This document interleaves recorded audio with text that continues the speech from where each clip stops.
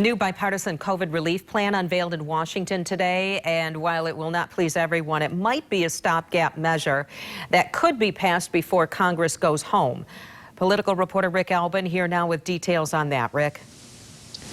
Yeah, Susan, it's important to remember this is not meant to be a stimulus. It's a relief act. So what it would do is it would provide some limited relief for certain areas, and something they could do right now, but it would not include individual checks like we saw earlier in the year.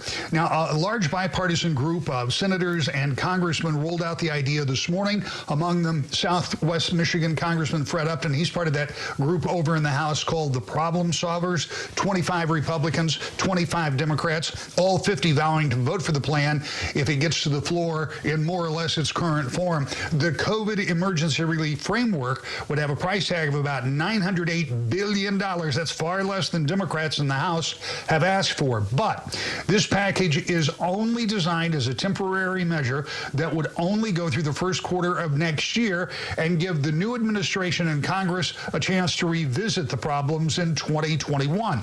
It's $180 billion for unemployment insurance, $288 billion for continuing PPP, the Paycheck Protection Program, to keep employees paid in hard-hit industries, $160 billion for state and local governments, $45 billion for transportation, including airports, airlines, mass transit, $16 billion for vaccine distribution. Governor Whitmer has been pushing for Congress to take action. I asked her this afternoon whether this proposal would have an impact. This morning, bipartisan group of Republicans, Democrats, independents from the Senate and the House, including some Michigan legislators in the Problem Solvers Caucus, introduced a $900 billion stopgap plan, no stimulus, money for state government, money for unemployment, money for PPE, money for distribution of those vaccines. I know it's not what you have talked about, but if they could get traction, would that be of some help?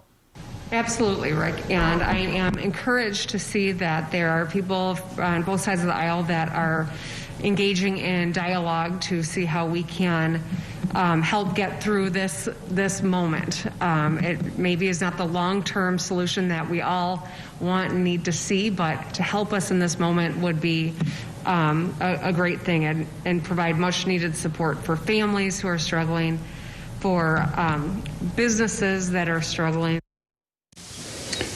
We know that a handful of senators and at least 50 members of the House are on board, but what we don't know is where Nancy Pelosi stands, where Mitch McConnell stands, and particularly where the president stands on this plan.